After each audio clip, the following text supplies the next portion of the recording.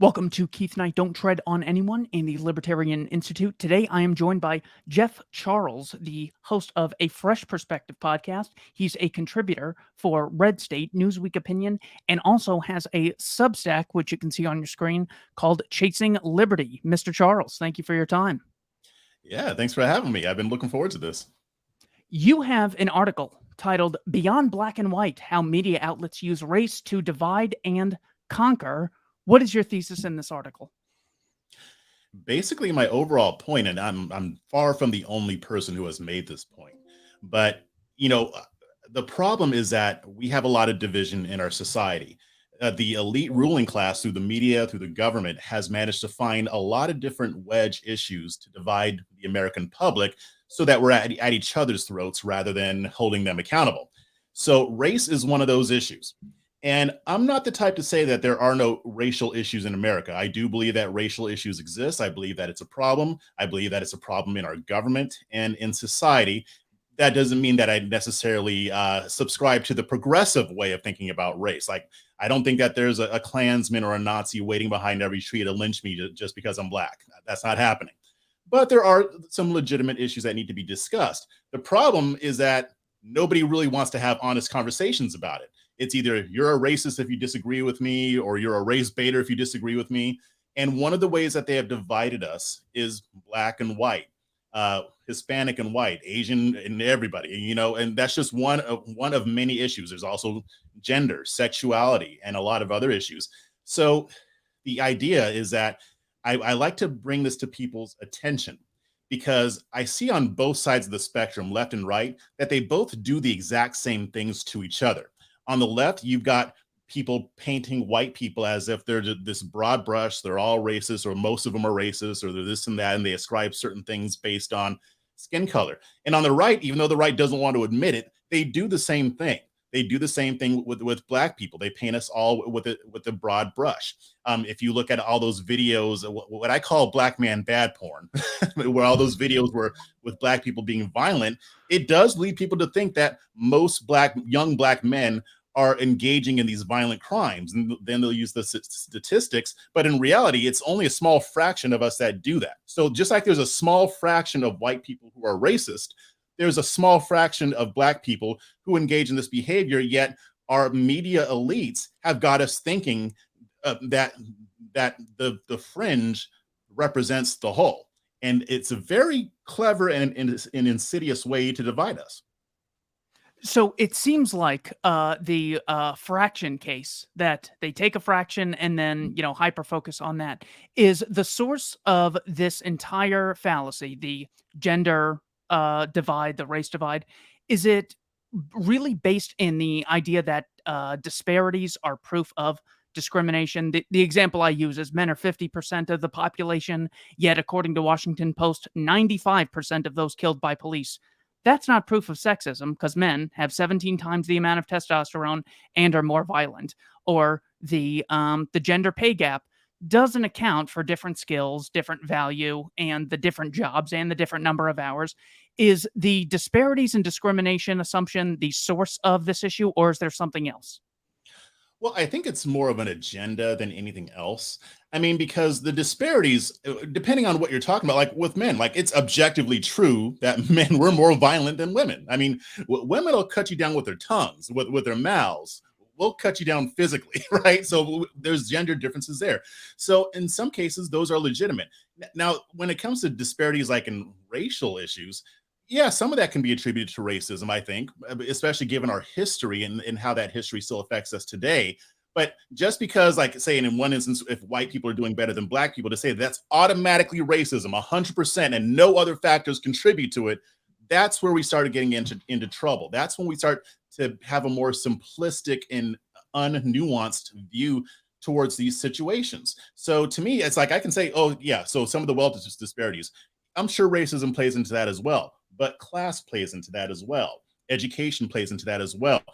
Government plays probably the biggest part. I mean, if people are being oppressed or if they're being held back, chances are the government is probably most of that problem.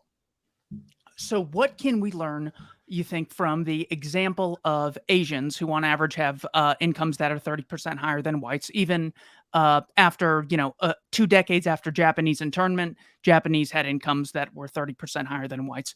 Is it something that, so we can say that it's not the right approach, which is that the races are different and therefore the true divide is race? It's not the critical theorist approach. Are there any cultural attributes that Asians have embraced that the rest of us should attempt to emulate in order to see success as through that avenue, as opposed to constantly dividing people? Here's this is a good question, and this is something that I actually like to talk about. So Asians and Black people have a different history in this country. I mean, it's objectively true. The government has done way more against Black people than, say, Asians. However, there are also things that we have done as community, as far as giving into that and not doing the things that we need to do to get forward. It reminds me of Malcolm X. When he's talking about cultural issues, if you ever listen to the ballad or the bullet speech, he spends a lot of time castigating Black people for not practicing economics the way they should. He was talking about how you'll complain about us not coming up as a community, but you're spending all your money with white-owned businesses, or you're spending it outside of our community. You should be, if you want Black people to come up economically, we got to spend it together. We don't need to wait for the government to get their stuff together before we can get ahead. I mean, we had Black Wall Streets all over this country. People only know about the one in Tulsa, but they were all across the country. The government didn't help us do that. As a matter of fact, they tried to stop it. And the ones that did get stopped were stopped in large part by the government either allowing it or doing it themselves. So so it's both of those things. And with Asians, they have had a different culture, and Asians have their struggles too. But at the same time, they have a different experience, but they've also responded differently to a lot of the issues that the government has done to them. So I think somewhere along the line, we were doing the same thing back in the day. We valued education, and we valued our own self-sustainability. And somewhere along the line, especially when progressivism started to creep in to into the Black intelligentsia, that's where I think you really start to see things go wrong. And that is such an optimistic point that I wish genuine progressives who are just a little misled would appreciate, because they'll tell us proudly, ever since the Civil Rights Act of 1965, Black incomes have increased at a rate of 4% almost every year. Not mentioning the fact that 35 years prior, that same 4% figure was constant. So you don't get to blame the thing that they jump in front of a parade when it's already going and say, look at this thing I've created. They do the same thing with child labor and everything else. Are you familiar with the thesis that the reason we see a big disparity in Black immigrants versus Native American Blacks is because they have different cultures? Yeah, I've heard that discussion, and I've talked about that as well. So culture is different, but there's other factors that play into that as well.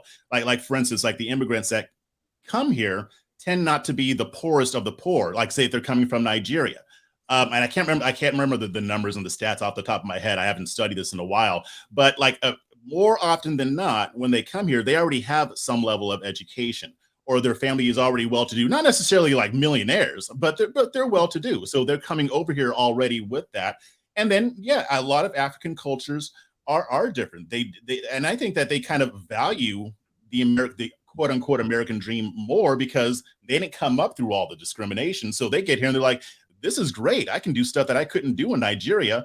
That's going to affect the culture. That's going to affect the work ethic.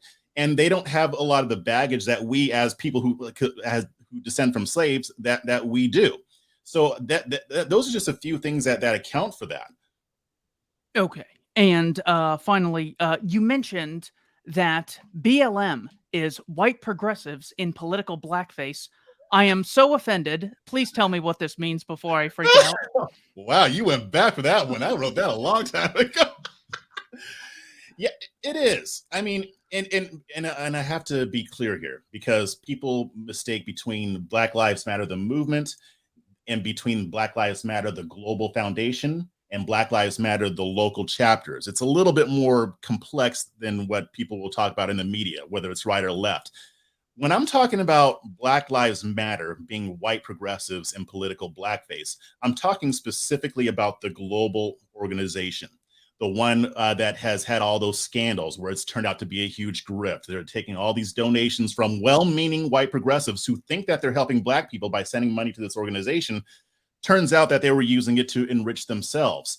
But the thing is, even though they have Black faces at the forefront, this is really a white progressive endeavor. This is born of the progressivism that they learned in Ivy League schools, who are run by who? White progressives. A lot of the people that buy, a lot of the Black faces that you see out in the forefront that buy into a lot of this stuff, they're way out of touch with regular run of the mill Black folks, like the gender issues. Black folks aren't doing those pronouns and stuff like that. But if you came up in an elite white progressive institution, you're buying into a lot of that. And the Black Lives Matter Global Foundation definitely buys into a lot of that intersectionality and all that stuff. They got into a huge controversy over it. When it comes to things like, I should have looked this up before. When it comes to things like gay marriage or interracial marriage, are blacks more or less likely than whites to be in favor of or be okay with those things? Do you know? I don't know. I don't know the statistics on that, but I would suspect. I mean, because Black people tend to be a little bit more socially conservative. I mean, we are a little bit more live and let live, but as far as interracial marriage goes, there's not a lot. I haven't met a lot of Black people who are against it. There are some who are very Afrocentric and they want you to marry Black women, marry Black men. But in general, we don't really care. When it comes to the sexuality issues, it's just, I mean, people will do what they do. Don't try to stuff it down my throat. Don't try to make me embrace it, that kind of thing. But that's basically where Black people stand based on my experience coming up. When it comes to things like, well, when I first heard this political blackface, I was thinking about it and I paused the video and I remember thinking, all right, I want to see if I can predict what he's trying to say beforehand. And I couldn't really come up with much. And I just sat at the back of my head and I said, maybe it's the fact that the vast majority, almost every Black person and most whites that I talk to are like, yeah, of course people should have school choice. Why would you not have such a thing? And it turns out none of the heads of BLM or the Black or white think school choice is a legitimate venture at all. Or when it comes to the amount of policing, the average Black person, I think I heard like 80% wants more police in response to violent crimes, not victimless crimes. But you hear from the, white advocates, they're like, we mean defund and abolish the police and have social services instead. That is a perfect example of what you're talking about. Anything more on this that you want to share? Well, I'll give you a little bit of inside baseball. You might already kind of seen some of this stuff, but I mean, within Black conservatism and Black progressivism, there's always the trope where Black people on the left will refer to Black conservatives as Uncle Toms, coons, and the idea is that these are just Black faces, but speaking their white conservative talking points. There is some truth to that. I won't get all into it, but what's funny is that when they're doing that, they're projecting. So when you see these Black faces on MSNBC spouting all this way far leftist claptrap, guess who they're working for? They're not doing that on their own. They're working for white progressives who hire them to say these things. They get paid big bucks to call people racist. So to me, there's disingenuousness on both sides of this. And realistically, I feel that the Black progressives are way more out of touch than a lot of other people. So what you said hit it on the head. They don't want school choice, but the average Black woman and Black man want school choice. That's just one example. Yeah. When it comes to the BLM example, I am so kind of obsessed with because from the libertarian standpoint, it's like the state is first they say monopolies are terribly evil and we need to watch out for them. Also, the government should have a monopoly on the police and judicial system. Okay, that enough is bad. They say this group has a right to initiate violence. They can arrest you and do all these things. If you resist them, they have the right to shoot you. No one else has this right. And people look at this monopoly on violence and say, you know what? I think the problem is skin color. Even when you get people like Tony Timpa being suffocated to death by Dallas police, Kelly Thomas being killed on security camera, Michael Byrd killing unarmed Ashley Babbitt on January 6th, they still look at it through a lens of race what is a productive way we could channel this conversation about police toward the libertarian lens versus the critical theorist racist lens? Wow, I mean, this could be a whole episode all on its own. I mean, first off, I mean, like with Tony Timpa, Daniel Shaver, Ryan Whittaker. I, honestly, I wish I would see more white people out protesting that stuff. I mean, Black Lives Matter protested for Daniel Shaver, the local chapter, not the global organization. They Tariq protested for Daniel Nasheed Shaver. even said it was wrong. Thank you, Exactly. Tariq. Yeah. And there was a young kid, I can't remember what state he was in. He was killed by a police officer. He was unarmed. What's his Benjamin Crump and Al Sharpton showed up at his funeral. White kid. So to me, they understand that this is a national issue. Now we can get into the numbers, and Black people are more likely to be abused by police, and there are a lot of different reasons for that. Racism being one of them, but there are several other reasons. But the problem is that if somebody's racist, if my neighbor down the street is racist, I don't care. I mean, I don't like it. I would prefer for him not to be racist, but I don't have to care. But if he has the power of the government behind him, now I care because that's going to affect my life. So you have these people talking about systemic racism and how the government's so racist, but their solution is to make that government stronger. We need to get people to see, first off, you're never going to get rid of racism. Bigotry exists in every country and at every time. We can decrease it and we can use persuasion to do that. But the bottom line, the first priority should be able to make sure that that bigotry can't hurt you. And the only way it really can is if it has the power of an entity that has a monopoly on violence to use that against you. But if you even go further, that's going to help everybody. If police aren't able to abuse us in the way that they want to, then we don't really have to worry about their attitudes as much, if that makes sense.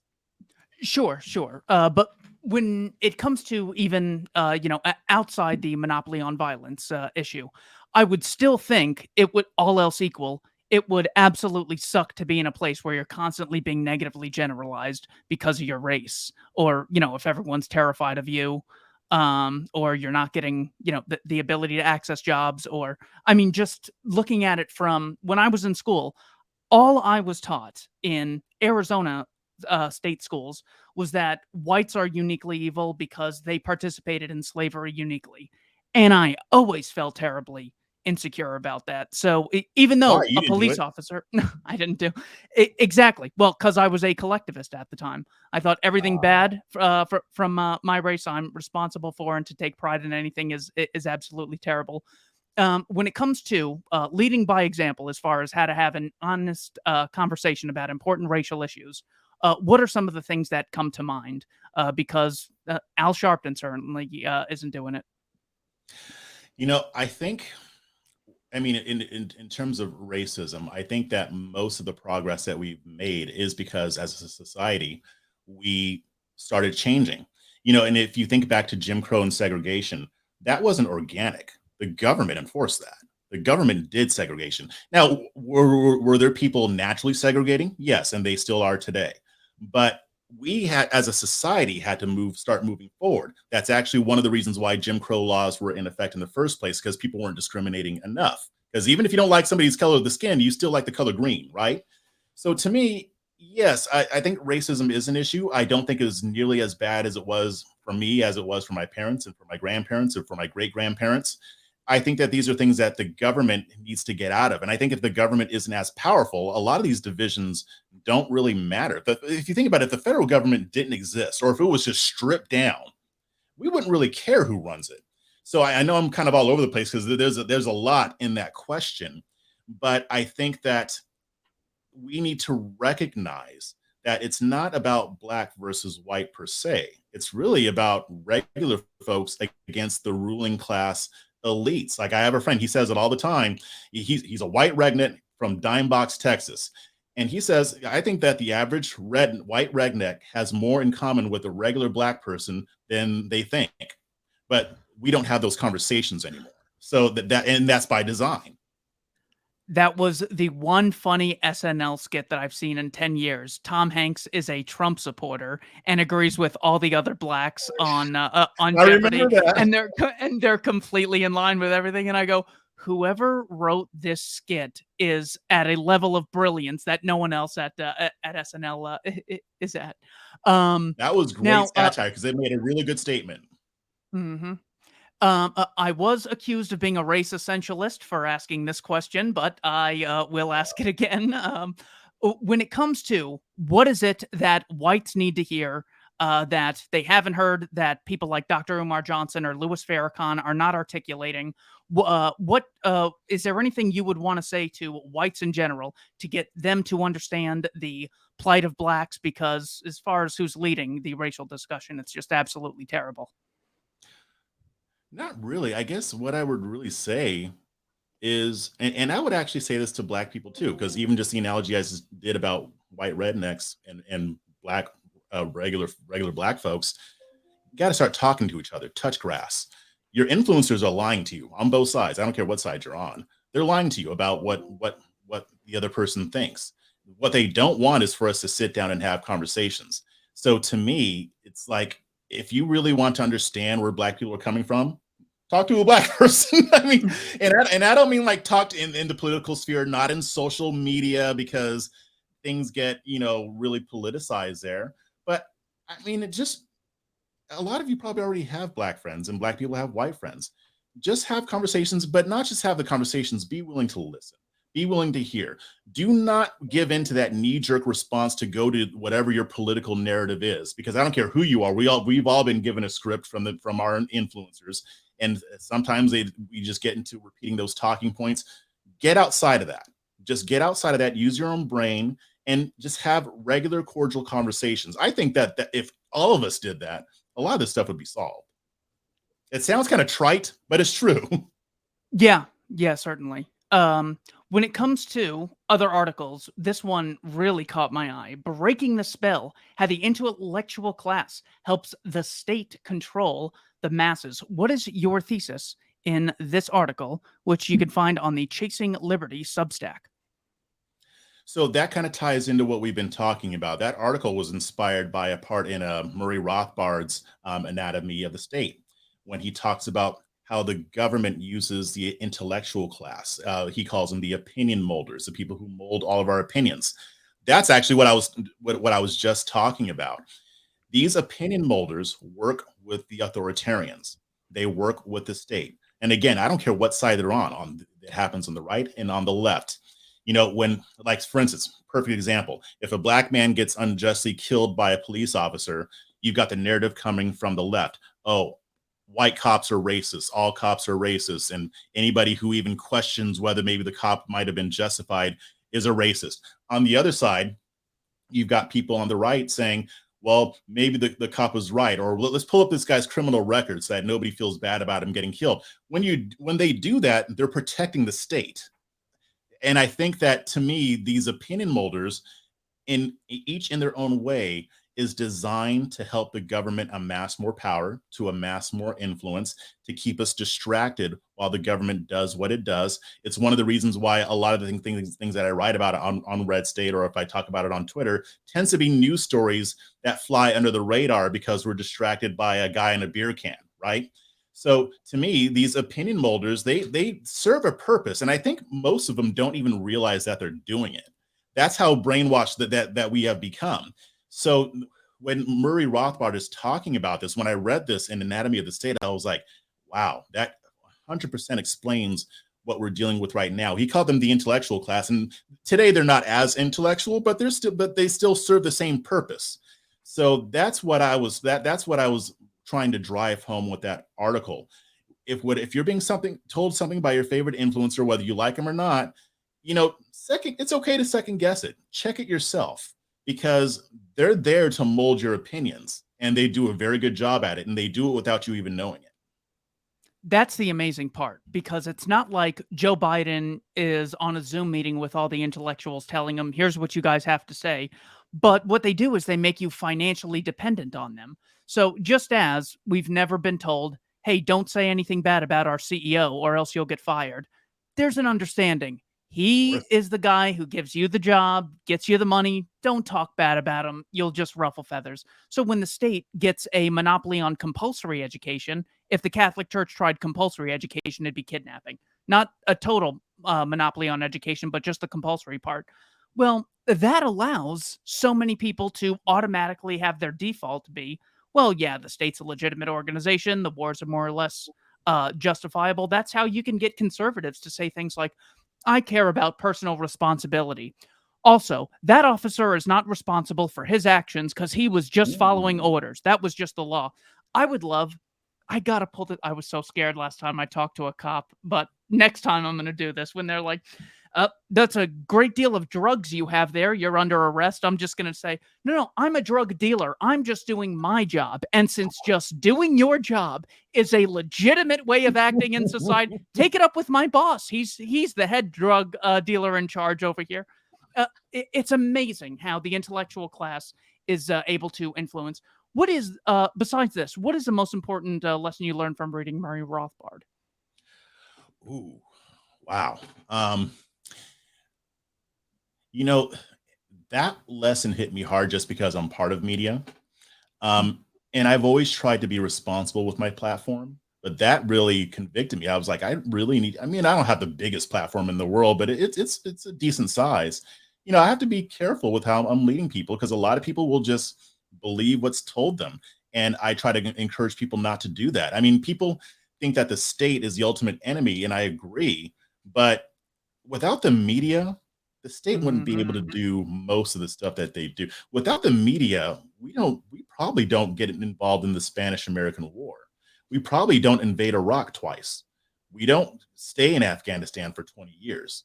Without the way we always have, we libertarians like say, without the government, who would lock you up for smoking a plant? I would say, well, without the media, how would the government do that in the first place? So to me, that's really what hit me the hardest. I'd say the other parts is just really understanding what the government is. And it really revolutionized the way I use language. Like for instance, like when we say, oh, well, marijuana is illegal. So if you're caught with it, then they'll take you to jail. No, that's not. They're not going to arrest you. That's not what they're doing. They're sending men with guns and badges to kidnap you against your will, using the threat of physical violence up to and including your death to throw you in a cage. That is the right language to be using. So if I would say if there was one main thing that I got from Murray Rothbard, is that I need to make sure I'm using accurate language to really describe what the government is doing. Because when we do that, one, it's irrefutable. No statist can say, oh no, that's not what's happening. Oh, well, if you don't have the right sticker on your car and they pull you over, they're not going to arrest you. They're just going to give you a fine. Okay. So if you think it's BS that I have to have a sticker on my car and I don't pay it, what are they going to do?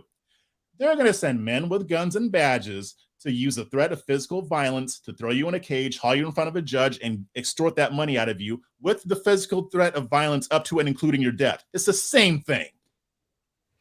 Yeah, that stuff like that is so eye-opening when you read people like Murray Rothbard. I came across this Edward Snowden quote as far as how do we combat this intellectual class and media control over the minds of the masses. Snowden says, the whole system revolves around the idea that the majority can be made to believe anything so long as it is repeated loudly and often, and it works. I had a former intelligence officer on my show, Chase Hughes, and he said, I've done 15,000 hours of research on mind control and MK Ultra, and if I had to describe mind control in one word, it would be repetition. With Mm. these two lessons, it took me a long time to learn that repetition really is at the heart of something. When you say it so many times in such a confident manner, people end up believing it. When it comes to other lessons we can learn from what the media does and how we advocates of things like the non-aggression principle can embrace those and use them to our advantage, what else comes to mind as far as solutions go? You know, and you're 1000% correct. I mean, Joseph Goebbels said something very similar to that, right? And to me, and even if you look at Trump, if you notice, he repeats himself a lot when he's doing his speeches. That guy is a master persuader. Yeah, I know Scott Adams said that, but I saw that too when he was campaigning. This guy's Mm. good at persuasion. I would say, as far as the liberty movement goes, what we need to be doing is a lot of that same thing, but we also need to put it into action. I spoke at the Libertarian Party of Texas's, or I'm sorry, of Travis County here in Austin. Donnie and I, my partner, we spoke there, and our main message is that we need, as a movement, we need to start getting on the ground more. Being involved in the digital space is great. I'm not knocking it. I have a digital platform. We all want to grow these, and you can win people over through that way. Like people like Dave Smith with his podcast has won a lot of people over to the liberty movement. Yeah. But I'll tell you, when you're on the ground actually fighting for people's rights and they see you out there, that's what's going to win more people over on a local level. Like, I don't know if you're familiar with the situation with Pastor Moses in Gastonia, North Carolina.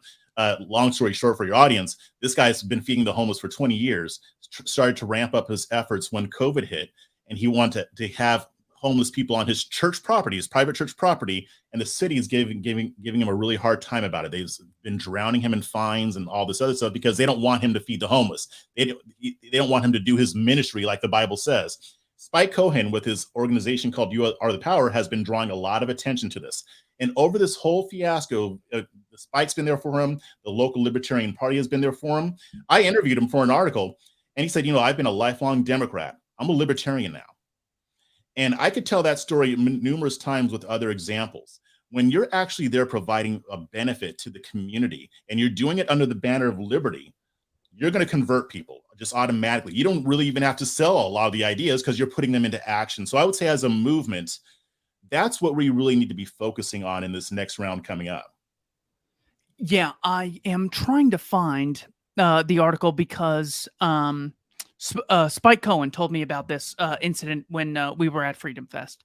And there are a lot of these examples where you actually are not allowed to feed the homeless unless the state has given you a license to do so and say, yes, All it's over the okay place. for this to occur.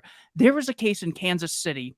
The link just isn't coming up, but the guy's name was Rex Archer. He was a health official in Kansas City, and he ordered his employees to go pour bleach on food that was intended to be given to the homeless people. To which, when he was asked about this, he said, well, this is actually a policy we have. And if you don't have a permit to distribute food, well, then we do that in order to explicitly contaminate it because it might be contaminated. So once we explicitly do that, then the homeless people know that it's too dangerous and then they just move on.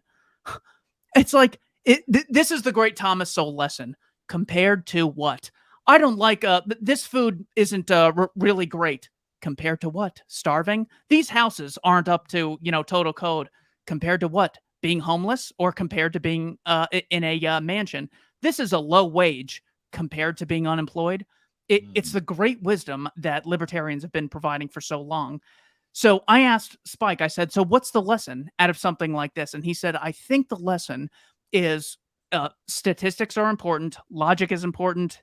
Historical events are important. But being able to tell stories and make the violence of the state real to show its suffering is what we can learn from things like the Kansas City and North Carolina example, because it also happened in Phoenix and DC. When it comes to telling stories, is that anecdotal evidence that we should avoid or something we should embrace and capitalize on?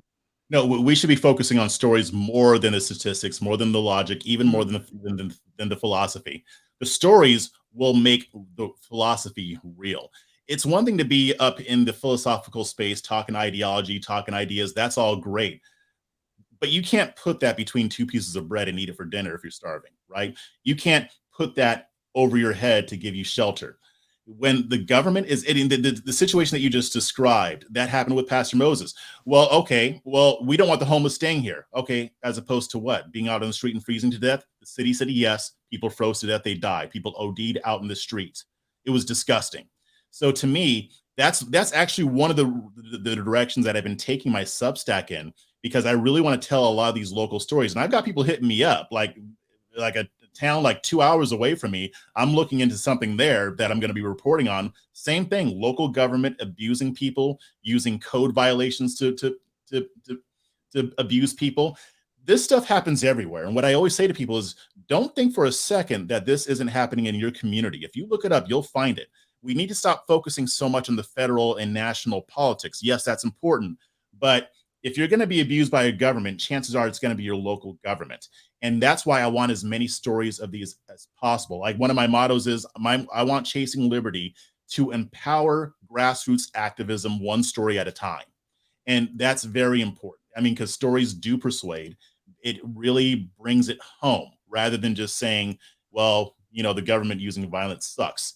If I give them an example, if I tell a story of somebody I know who was beaten by officers or things like that, or if they read the story, that's going to hit home a lot harder.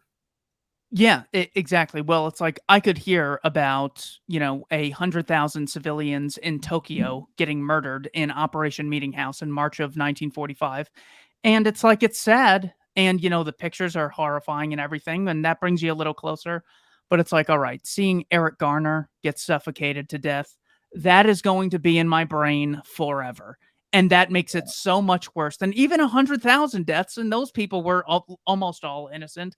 So it is the ability to focus on a story to really to make it real in our minds. So here is what I was referring to. November of 2018, health department inspectors pour bleach on food meant for homeless people in Missouri. The interesting one that just popped up is the Washington Post saying, after pouring bleach on food made for the homeless, Kansas City officials change course. I don't know what that update is, but I am curious to read it.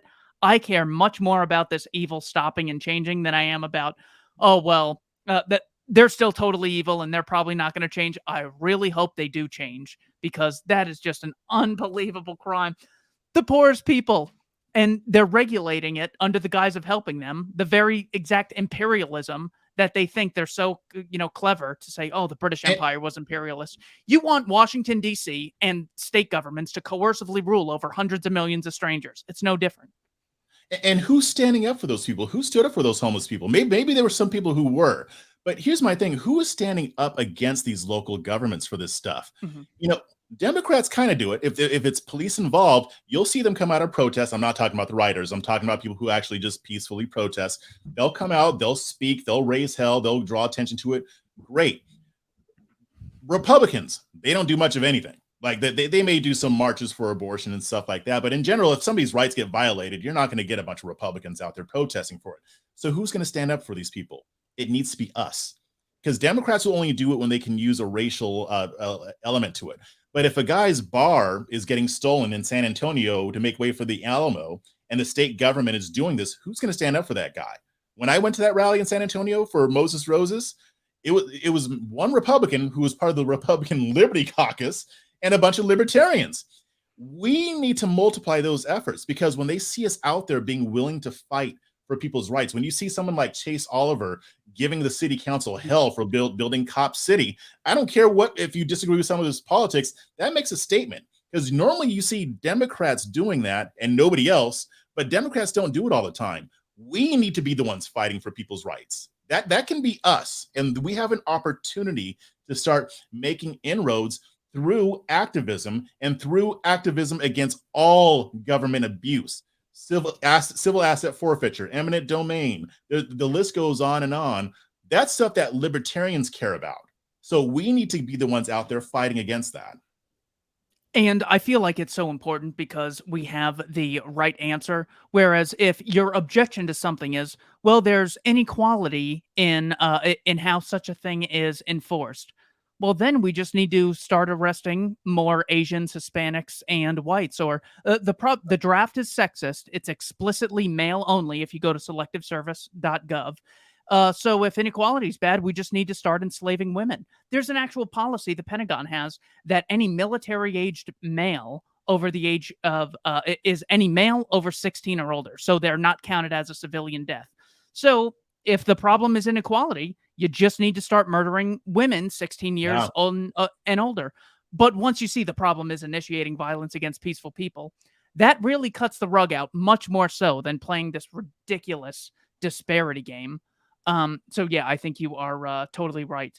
Um, you had a great one called Myth. Libertarians don't believe in laws. What is the truth behind this myth?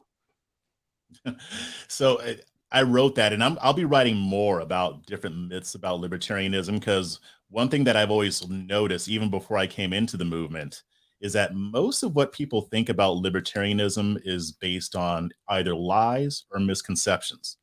Now, some of that we can blame on the uniparty, right? Because they spread false narratives, the media, things like that. We got to take some responsibility for that too, because some of that's our fault because we're not messaging appropriately. We're not getting out there. And yes, I know it's harder for us because they try to work to push us out. That's not an excuse. To borrow a phrase from the conservatives, we need to take personal responsibility and educate people. So I wrote that as an educational type of thing. And the idea is that, and I actually wrote one yesterday about whether Christians can be libertarians and things like that, and the difference between a Christian who's a libertarian and a Christian who might be a progressive or a conservative. The idea is that we believe in rules or in law and order, depending on whether you're a minarchist or an anarchist. But the idea is that what we believe in is don't hurt other people, don't attack other people, don't take their stuff. If it's anything outside of that, we don't want to throw you in jail for it. So to us, it's like we do have rules. It's just we have a different point of view as to where the government should be in enforcing those rules or even morals, right? Because I like, for instance, I personally think that it's morally wrong to get addicted to and strung out on drugs, whether that's alcohol or something else. Do I want to lock you in a cage for that? No, though? No, I don't. I think that there are other ways as a society we need to deal with that as a community. So when it comes to law and order, my idea of law and order is that law enforcement is going after people who hurt people, who steal their stuff, who defraud people. Those are the rules that we should be enforcing. When it comes to stuff like, what kind of plant you have, or if you have a sticker on your car, or if you want to build a deck on your home, that kind of thing. Yeah, the government shouldn't have a whole lot to do with that. So we do believe in quote unquote law and order and in laws. We just have a different approach to it than your more status crowd. I've always said that, and it's been shocking to me. We say that we don't want the state having, these unique laws and coercively imposing them, and what they hear is we don't want any rules or laws. No, rules and laws are so vitally important. The worst approach is for one group to have a monopoly on rules and laws, and that's why private property and voluntary exchange in communities are so vitally important. When you were writing this article, did you come across an origin of where this myth started? Because it's so obviously fake. It had to have been an intellectual who said it on stage and wouldn't shut up, and then everyone just believed it.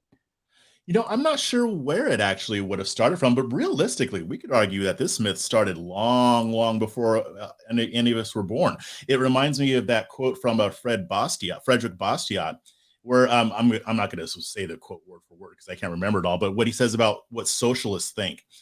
Basically, the socialist thinks that if you don't want the government to do something, that means you don't want it done. Now, he used the word socialist. I would use the word statist today because it's conservatives and socialists who do this too. If like, for instance, if I'm against prostitution, which I am, I don't think it's moral, but I don't want the government to throw people in jail for it. So to them, that means that I want prostitution to happen. So to me, this is a brainwashing that we've been going through for centuries. So I would say that argument probably started long before the Libertarian Party or the Liberty Movement really took off, because people have been conditioned by the government and by the opinion molders that we were just talking about to believe that that if we want something to happen, or if we think something is evil or wrong, that we should support government action against it with the threat of physical force.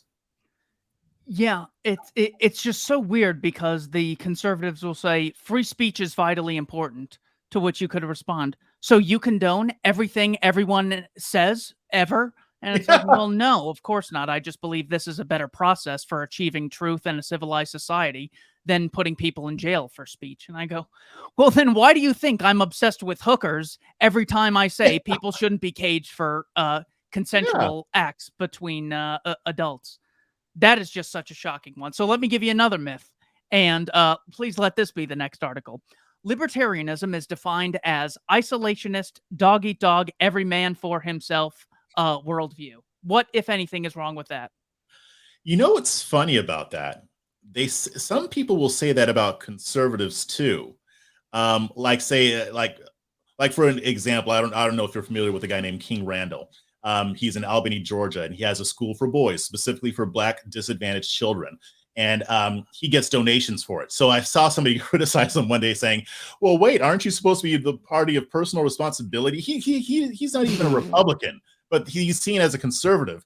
But they're saying, well, you shouldn't be asking for donations if you're supposed to be personal responsibility and not getting handouts.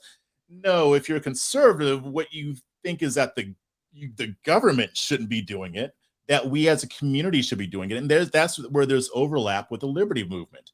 Because yeah, I mean, maybe some people believe in the dog eat dog world thing, but no, especially if you're a Christian libertarian, we as a community should be taking care of these things rather than just trying to have the government steal money from other people to pay to solve that problem. You know, even going back to prostitution, if you don't like prostitution, and especially if you're a Christian, then where's your ministry to help get those people off the street and help lead them into better lives?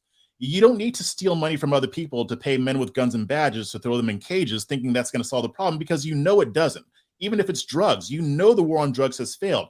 I would trust a Pastor Moses or a Christian ministry with getting people off of drugs and getting people out of prostitution than I would ever trust the government. If I had to choose between the two, I wouldn't even hesitate. I would choose the ministry. Or even if it doesn't even have to be a Christian ministry, if that's just your passion, helping counsel people off of drugs, I trust you way more than I trust a man with a gun and a badge.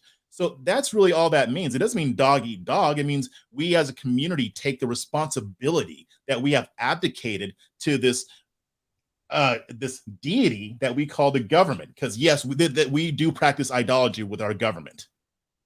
Yeah, certainly. It's amazing.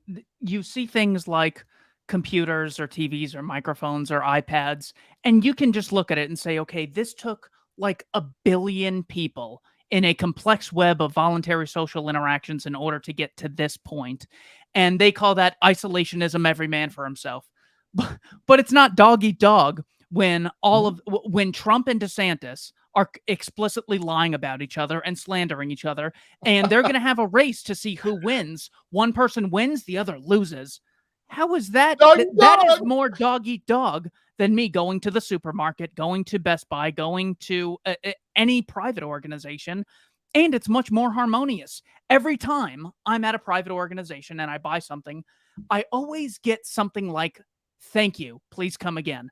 I've never been thanked by a teacher or a cop or a soldier or a politician for being a taxpayer. I've been a net taxpayer for 11 years. Well, there was one year where I kind of dozed off a little and things were rough. Okay, let's call it 10 years I've been a net taxpayer, and I've never been thanked. They're the dog-eat-dog ones who don't believe in stable rules. It's okay to murder civilians if they're in Dresden or Hiroshima or Afghanistan. They always do these untruths, which are not just fake. They're the opposite of truth, where they don't even believe in projection. Yeah, I do think, oh, you just want dog eat dog. Well, no, you're the one who wants to steal money from other people to eat them. And no, we already have dog eat dog. Our government eats us all the time. Yeah, the dog eat dog is voluntary exchange. You know what's not greedy? Threatening to cage people for not chipping in for wars based on lies and schools that don't teach you anything intellectual. Thank you so much for your time. I have two more questions for you. If I am someone who comes at things from a leftist point of view, I generally see all situations as there being a division between the oppressed and the oppressor. How do you sell me on libertarianism? Wow, that's a good question. I like this. So if you're coming from the left, I mean, the difficult part is that you already have a lot of trust in the government. But then again, on the right, you do too, just in different areas. I would say if you're really concerned about oppression and you actually mean what you say, then you want to weaken the entity that does the most oppression. And you would agree that the government does most of the oppression because you're always complaining about how it hurts people who look like me, how it hurts transgender folks, members of the LGBTQ community. So if the government isn't able to do those things, then maybe we should rethink the government. I would ask them, when it comes to all these things, how has the government really helped? If you're talking about the plight of Black Americans, how much has it really done to help us? Oh, Civil Rights Act? Okay, great. Why was the Civil Rights Act necessary in the first place? Wasn't it because of what the government had already been doing? So you're telling me that the government has to make itself stronger to fix the things that it already broke, and this has been a cycle that has gone on along. You tell me, where has this really helped? Yeah, government is the abusive boyfriend who stops abusing you and says, "You know, you're welcome for stopping the abuse." It's like, can we get to the root cause of this before you Exactly. start taking all the credit? Of course, yeah. Really, the Civil Rights Act was like a major deregulation at a federal level because all of these kind regulations that I'm sure were intended to keep us safe. Before I get to the last question, have you read anything as far as how Jim Crow laws were justified? I keep forgetting to look into that, like how they were sold to the public as being in the public interest. There had to have been some sort of Jim Crow segregation campaign where, look, it's actually in your interest. I mean, there's Yeah. so many evil whites out there that we're keeping you guys safe by segregating you. You're welcome. You know what? I want to look deeper into that. But when I was coming up, I mean, as a kid, when I was learning about these things, I mean, there was certain slogans like, "Oh, this is the natural order." People should keep to their Mm, own race. They didn't really, but if you think about it, now that I'm thinking about it, there wasn't much logic behind it. It was just more assumed. Well, yeah, white people should keep to white people, black people should keep to black people. It kind of comes out of the anti-slavery doctrine because there were the abolitionists and then there were the anti-slavery. Anti-slavery thought that slavery should be abolished, but that doesn't mean that we're on par with whites. That doesn't mean that we deserve all the same mm, rights. We just shouldn't be enslaved. Abolitionists were like, no, burn this whole thing down. They're just as equal as us. Start protecting their rights, all that stuff. So I think that it just came from a sense of, this is just the natural order of these things. White keeps to white, black keeps to black, and never the two shall meet. And blacks have to be inferior because, I mean, are you going to let a black person be, what you need to be? That they're threatening our jobs, they're going to threaten your jobs, they're going to sleep with our women. I've heard all of that. So I think that those were, I suspect that when I start doing more research on this, because now you've inspired me, I'm going to find that exact same thing, but there are no real logical arguments to it because it doesn't make sense. Well, I could see it just relying on the fear of the unknown. So when Bernie Uh-huh. Sanders, man of the people, was asked by Ezra Klein, a guy who works for Vox, he goes, we should have certainly an open borders policy so the poorest people can have the most amount of freedoms. To which Bernie Sanders said, oh no, that's a Koch brothers policy that they're using for cheap labor. And it turns out a lot of these progressives will say that we don't support things like free immigration because if too many of them come at once, it'll hurt our jobs. It'll change the culture of the Mm. way things operate, and really poor, vulnerable people will suffer. And these immigrants are going to come here and get really taken advantage of. So even in the long run, it's not really in their interest. And what, we can just have 10, 20, 50 million immigrants come in overnight? We don't have the resources. It's just too much. So we are going to judge people based on an arbitrary accident of birth, where they came out of their mother's Mm. womb, and forcibly stop them from coming into America and making voluntary exchanges between consenting adults. I could see that same thing happening with blacks. That's how it was sold. Look, ideally, it could work, but in reality, because of all these other injustices, we just can't have this equality thing. Look at the How do you? risks. Why do you think it's fear? Because we could be equally afraid of state tyranny. Why is it fear that always results in states getting more power, as opposed to us being able to capitalize on fear and saying, "Yeah, I'm really afraid the government's going to provoke a third world war over the Donbass republics." Because it goes back to what you were saying about education. And anybody who knows about the origin of compulsory education, that's where the indoctrination really started. A lot of people on the right think that the indoctrination started a few years ago. No, it's been there from the beginning.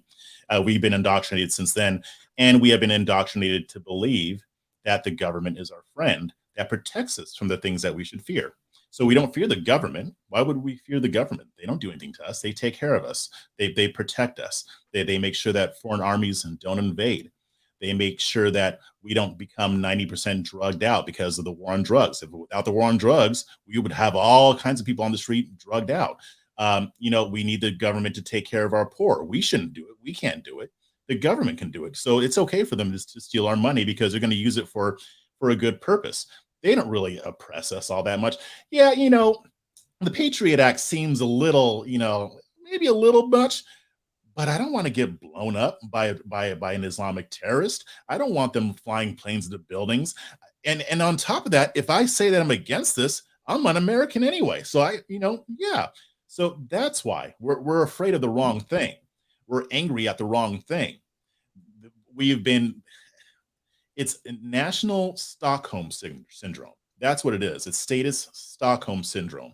We've been conditioned to think that the government is our savior and our friend. Yeah, it's got some issues here and there. Yeah, sometimes cops kill people that they shouldn't kill, whatever. But overall, I mean, it's great, isn't it? So I think that that's the issue. I think we're afraid of the wrong thing, and we've been conditioned to be afraid of the wrong things. And while we're afraid of those things, we're not seeing who's really hurting us. When it comes to what is your message to someone on the right, maybe whenever they look at a situation or event, they see it as a divide between civilization and barbarism, and we must do what it takes to hold up the civilized ends of society to avoid barbaric degeneracy. How do you communicate libertarianism to them? Yeah, I agree. Do you actually believe what you say you believe, though? Because you say that you value limited government, but if a cop shoots somebody, you'll tell me about how most cops are great. And Pretty yeah, I know. uncivilized. Yeah. Yeah, yeah, it's fine. So to me, do you actually believe what you say you believe? If you actually are for limited government, then we got to be for limited government. Not if you're a conservative, chances are you profess to be a Christian. When it comes to the societal ills in our society, do you believe that the government is best equipped to handle that? Or do you believe that the churches? Do you believe that the teachings of Christ and the Holy Spirit are better equipped to handle those things? If you really believe that, then why are you putting government in that place? Yeah, sure. I mean, we have to deal with people who actually hurt other people who steal from other people. But again, like if you're correct, then why do we need ministries in the first place? Let's just have the government do it. And and honestly, I've had some of these conversations, Keith, with conservatives because most of my audience is conservative and libertarian. I've got some people on the left who follow me, but a lot of the people who end up coming around, they say, "Yeah, I didn't think about a lot of these things because we take them for granted, right? Like the sticker on your car, I always took it for granted. I never questioned that until later in life. Other things I may have I question the need for driver's licenses, but a lot of the stuff that we live under, we're brainwashed, and we don't think outside of that. So we just think, oh yeah, this is just the way it is, but we don't ask why. Does the government really need to require a license to go fishing? Does government really need to require a license to be able to do somebody's hair? When I start putting it to them that way, and when I frame what the government does by reminding them that it is the government, police are part of the government, I start getting more heads nodding. I mean, look at what happened under COVID. You think that's okay? Well, they've been doing that stuff to black people and white people long before that, just for different reasons. So it's really getting them to see why they believe what they believe, because they say they're for limited government, but I don't think they really understand why. I don't think that they understand that we live under tyranny. Yeah, we're not living in North Korea. I get that. But that doesn't mean that our government is good. So to me, when I point these things out and I say, hey, conservatives, this is what your government's doing. Well, are you on board with it? And honestly, some are. Some say they're Mhm. conservative, but they're really statist and they're not really for limited government. Others will start to think. Yeah, one of the essays that people were surprised most by in the Voluntarist Handbook. This is a collection of 50 essays that I put together that made me go from being a progressive to being a voluntarist libertarian. One of them is titled "The Reluctant Anarchist" by Joe Sobrin. You can read the entire PDF for free right here at libertarianinstitute.org. And he said, "I was never an anarchist because I said, well, we live in a society and we need laws." And it turns out that the government having a monopoly on laws is not the same as having no laws. And he uses the example of the interstate commerce clause within the Constitution. He goes, let's look at the words in this. The state has the right to regulate interstate commerce, which at the time clearly meant make regular to allow all the states to trade freely. It was later interpreted by the Supreme Court 9 Ivy League presidential appointed individuals, that what this actually means is the government can control what you grow on your own land, Mhm. because if you grow something on your land, that actually changes the supply and demand and affects the price of the interstate commerce and affects everyone. So therefore, the Agricultural Adjustment Act and things of the like are able to control what anyone grows on any aspect of land. That's how they interpreted free trade in the Supreme Court. And Joe Sobran was the senior editor at National Review with William F. Buckley for 18 years, later became an anarchist because he became friends with Murray Rothbard and Hans Hoppe. Great story. All right. This is actually the final question, and then I'll let you go. There are a lot of criticisms of the free market. Dog eat dog, profit seeking, has fallible people, has asymmetric information. The problem is all of these criticisms apply many times over to government. Have you come across any unique criticisms of the free market that do not apply to government? No, just criticisms that they think don't apply to the government. A lot of times, a lot of the times, people don't really understand how deeply our government affects everything. And it gets to the point to where I even start getting concerned. Do I just sound like I'm just blaming everything on the government? Well, kind of. Yeah, I am, but not everything. I mean, yeah, I mean, we just talked about issues with the Black community. I said that there are things that we should have been doing as well and that we should still be doing. But I think really criticism of any libertarian idea, whether it's free market or something else, comes from the lack of awareness that it's the government that's causing the problem that you're complaining about in the first place. Even if it's not 100% responsible and there's other factors, it's still a huge factor because our government has grown that big to where it actually can have that big of a hand in causing these problems. So, if people want to check out you have quite the archive here on Chasing Liberty. What is one article that you would recommend I link in the description that people should check out for themselves? I would say there was one title, this was a while ago that I wrote it, but make let's make local politics sexy again.